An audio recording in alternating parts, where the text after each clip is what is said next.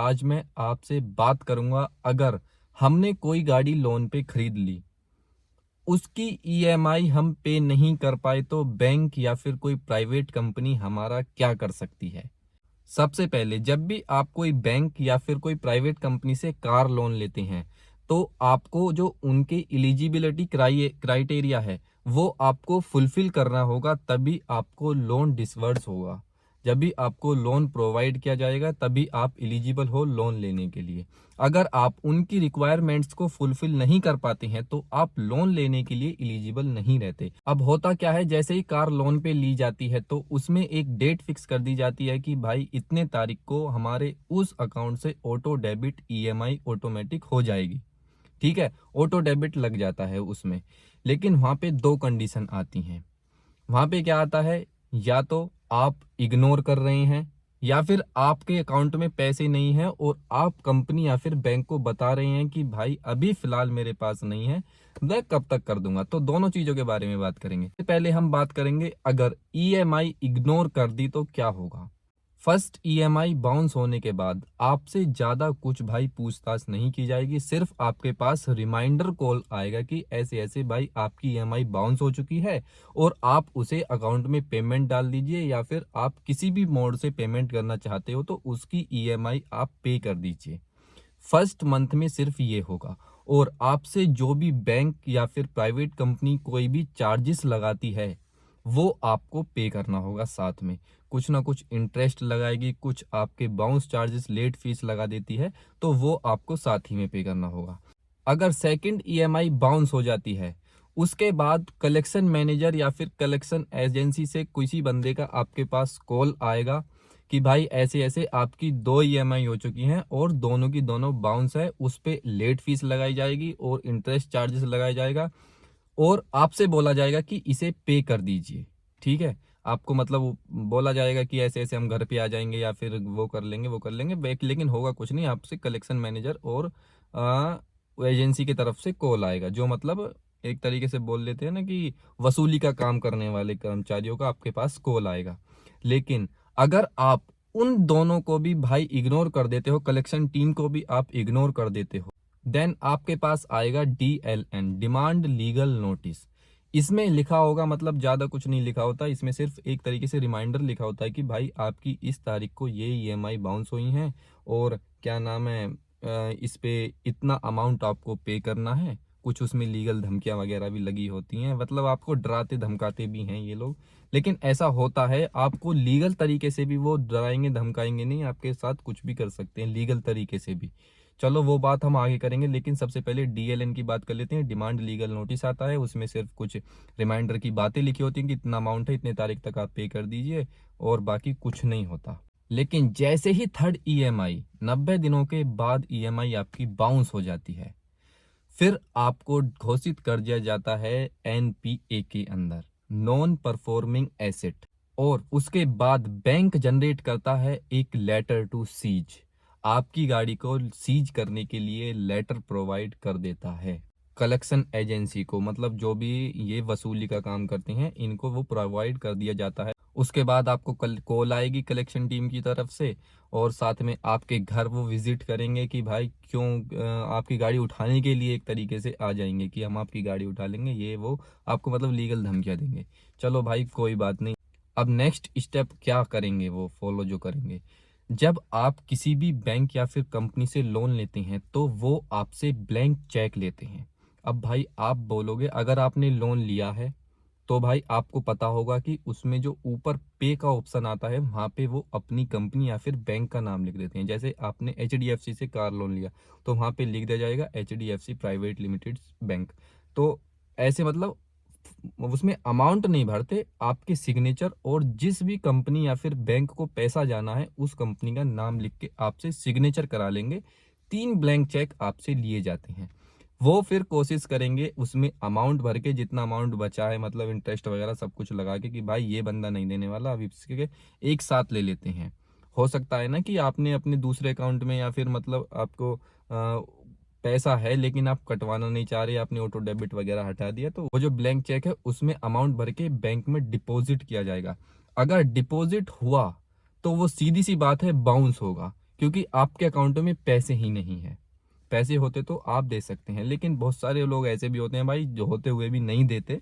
चलो वो चीज़ अलग है, उनका तो भाई कुछ हो ही नहीं सकता। लेकिन जो मतलब कैपेबल नहीं रह पाए, शुरू में हो जाता है कभी कभी ऐसा भाई, शुरू में जब हमने लोन लेते हैं तो कैपेबल रहते हैं, लेकिन बाद में हम नहीं कर पाते उसको पूरा पीएमआई वगैरह पे नहीं कर पाते। जैसे ही वो ब्लैंक चेक का मसला खत्म होगा, सेक्शन 138 में आपको डिलीवर्ड किया जाएगा एक कोर्ट की तरफ से नोटिस, आपके घर पे डिलीवर्ड किया जाएगा जहाँ पे भी आपका एड्रेस है।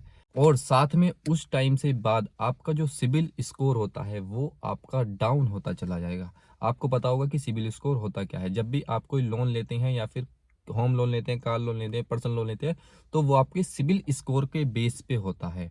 ठीक है भाई, जब आपका सिबिल स्कोर अच्छा होगा तो आपका लोन अप्रूव किया जाएगा, वरना फिर आपको रिजेक्ट कर दिया जाएगा। चाहे आप कितना भी पैसा कमाओ, कुछ भी करो, अगर आपका सिबिल स्कोर अच्छा नहीं है बैंक के बिहाफ में, कि भाई पीछे कोई बिल चल रहा है या फिर कोई ईएमआई चल रही है, उसे आप बाउंस नहीं कर रहे, तो उसे आप बाउंस कर रहे हो, पे नहीं कर रहे, तो अगला वाला आप लोन नहीं ले सकते अगर आपका सिबिल रिपोर्ट अच्छी नहीं आएगी।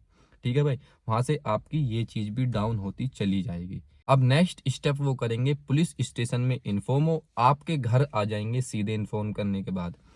फिर गाड़ी उठा के जब जाएंगे तो वीडियो रिकॉर्डिंग थोड़ी सी करके ले जाएंगे कि आपके साथ हमने कुछ गलत नहीं किया, लीगल तरीके से आपकी गाड़ी उठाई है, उनके पास प्रूफ है इस बात का। और जब जाएंगे गाड़ी लेके तो पुलिस स्टेशन में इन्फॉर्म करके जाएंगे कि हमने अपना ये काम पूरा कर दिया है और हमारे पास सबूत है कि हमने सही ढंग से किया है, वीडियो रिकॉर्डिंग है। अब भाई वो गाड़ी को ले जाके खड़े कर देंगे अपने पार्किंग यार्ड में या फिर कहीं पे वेयर हाउस में, सबका बैंक्स का या फिर कंपनियों का सभी का होता है। और 1 महीने के बाद वो गाड़ी को ऑक्शन के अंडर डाल देंगे। ठीक है, उसकी फिर ऑक्शन होगी। जब वो ऑक्शन हो जाएगी, ऐसा भी नहीं है कि भाई बैंक वाले ये जो एम्प्लॉय होते हैं ये सब बुरे ही होते हैं, वो तो भाई उस टाइम पे बुरे ही लगेंगे। लेकिन मैं आपको उनकी एक अच्छी बात बताऊंगा कि जैसे ही वो ऑक्शन में डालते हैं ना गाड़ी, और मानिए आपका 3 लाख का अमाउंट अभी ओवर ड्यू चल रहा है, ठीक है, वो आपको एक बार फिर कॉल करेंगे। मानिए 3 लाख रुपए आपकी गाड़ी के लग गए ऑक्शन के अंदर, आपको कॉल करेंगे कि भाई एक बार देख लो अगर आपके पास हो जाए, वरना फिर हमारे पास भी कोई ऑप्शन नहीं बचेगा। ठीक है, फिर उसके बाद अगर आप कर देते हैं थोड़ा मतलब कि हाँ मैं दे दूंगा या वो कर दूंगा, तो फिर तो बात बन सकती है, वरना फिर आपकी गाड़ी ऑक्शन के अंदर सेल कर दी जाएगी। और उस सेल अमाउंट से जो भी लोन अभी ओवरड्यू चल रहा है उस लोन को पे कर दिया जाएगा। मानिए 3 लाख का ओवरड्यू और आपकी गाड़ी 4 लाख की मिली, तो आपको 1 लाख रुपए बचा हुआ अमाउंट आपको वापिस कर दिया जाएगा। ठीक है भाई, अगर आपने पहले ईएमआई पे कर रखी है तो उसके साथ आपको वेयर हाउस के चार्जेस और इसमें कोई कोर्ट फीस वगैरह ये भी सब ऐड बाद में होती हैं। अब बात करते हैं कि कैसे हमें बचा जाए इस इन सिचुएशन को से, मतलब कैसे गुजरा जाए। भाई बहुत सारे लोग ऐसे होते हैं कि भाई वो एक तरीके से बैंक के साथ एम्प्लॉय के साथ लड़ाई करते हैं, गंदी गंदी गालियां गलौज करते हैं, तो उससे तो कुछ भी बेनिफिट नहीं होता। कभी भी आपके साथ अगर ऐसी सिचुएशन हो तो आप ट्राई भी कर लेना। ठीक है, कभी भी कुछ नहीं होगा, वो आपको सिर्फ और गुस्से में या फिर आप जान के भाई आप पे लीगल चीजें करवाते रहेंगे। लेकिन अगर आपके साथ ऐसा हो भी जाता है कि आपकी ईएमआई देने के लिए आप कैपेबल नहीं रहते, ऐसी सिचुएशन आ जाती है कभी, तो आपको कुछ नहीं करना, आपको प्यार से बात करनी है और जो भी कॉल आए सभी रिसीव करनी है। ठीक है, आपको बताना है कि मैं इस सिचुएशन से हूं, अभी मेरे पास नहीं है, जैसे ही हो जाएंगे मैं तब आपको पैसे लौटा दूंगा। या फिर फॉर एग्जाम्पल आपने एसबीआई या फिर एचडीएफसी, एक्सिस, कैनरा किसी भी बैंक से कार लोन ले लिया। ठीक है भाई, उसके बाद बाउंस हो गए, 3-4 महीने हो गए, 6 महीने हो गए, आपके पास कॉल आ रही है रिकवरी के लिए, आपके पास एजेंट वगैरह, एजेंसी, कलेक्शन टीम वगैरह से बंदे आ रहे हैं, तो आपके पास नहीं है। आप बैंक मैनेजर से जाइए और वहाँ पे बात कीजिए, म्यूचुअल अंडरस्टैंडिंग के साथ कीजिए कि भाई ऐसे ऐसे सर मेरे पास नहीं है अभी पैसे। आप अगर कम ज़्यादा में थोड़ा बहुत सेटलमेंट कर सकते हैं तो फिलहाल आप ये कर लीजिए। होता है भाई, यही चीज़ होती है। मानिए आपके पास 5 लाख का लोन अभी बाकी बाकी बचा हुआ है और आप उसमें 2 लाख 2.5 लाख देके उसे सेटल करवा सकते हैं। ठीक है, मतलब इंटरेस्ट तो आप भूल ही जाइए, अगर मानिए 3 लाख का प्रिंसिपल अमाउंट बचा है और 2 लाख आप पे इंटरेस्ट हो गया, तो इंटरेस्ट तो भूलिए भूलिए, 3 लाख में दे के सेटलमेंट करवा सकते हैं। लेकिन आपको साथ में एक प्रॉमिस जरूर करना होगा कि भाई अगर मैं जैसे ही अच्छी सिचुएशंस में आऊँगा, तो मुझे ये बाकी के इंटरेस्ट वगैरह और जो भी चार्जेस वगैरह हाँ वो देने होंगे। फिर आपके पास ना कोई कॉल आएगी, ना कोई रिकवरी का एजेंट आएगा, आपको परेशान नहीं किया जाएगा, ठीक है? या फिर किसी कंडीशन में आप अपनी गाड़ी को खुद से सरेंडर कर देते हैं कि अब भाई ये मेरे पास सिचुएशन नहीं है ईएमआई पे करने की, मैं खुद से सरेंडर कर देता हूँ गाड़ी को। उस सिचुएशन में भी आपकी गाड़ी सीधी सीधी ऑक्शन होके आपको बाकी बचाया हुआ अमाउंट आपके अकाउंट में डाल दिया जाएगा या आपको हैंड ओवर कर दिया जाएगा बैंक की तरफ से। ये काम है बैंक का। प्राइवेट कंपनी भाई 1-2 महीने से ज़्यादा का टाइम नहीं देती, वो तुरंत रिकवरी कर देती है। बैंक तो भाई 3 महीने, 4 महीने, 5 महीने का थोड़ा वेट भी कर लेते हैं और उनका थोड़ा बिहेवियर भी रूड हो जाता है, मतलब गाली गलौज से बात करने लगते हैं वो। कभी आपको कार खरीदने के लिए लोन की ज़रूरत पड़ भी जाए तो आप कोशिश करना कि बैंक के बिहाफ पे आप लोन लें, ना कि प्राइवेट कंपनी से ले। अगर आपको लगता है कि मैं लोन भी ले रहा हूँ और मैं भर भी नहीं सकता, ठीक है, तब तो आप बैंक से ही लें, क्योंकि बैंक में थोड़ा बहुत भाई वो होता है, क्योंकि वहाँ पे बैंक की भी रेपुटेशन डाउन होती है। अगर आप कोई लोन वगैरह, उनकी एक आरबीआई की तरफ से फाइल होती है कि भाई इतने दिन में इतने लोग हैं कि आपकी ईएमआई क्यों नहीं आ रही या आपका लोन क्यों अच्छे से नहीं सेटल हो पा रहे हैं, इनको सबको सेटल कीजिए।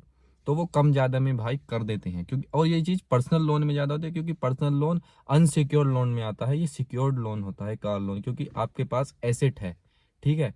नॉन परफॉर्मिंग एसेट में जाने के बाद ही आप पे कार्रवाई सेक्शन 138 से कोर्ट की तरफ से की जाती है। सो आई होप आप लोगों को ये वीडियो पसंद आएगी। पसंद आई तो लाइक करें, सब्सक्राइब करें और ऐसी ही नॉलेज भरी वीडियो देखने के लिए बेल आइकन को प्रेस जरूर करें।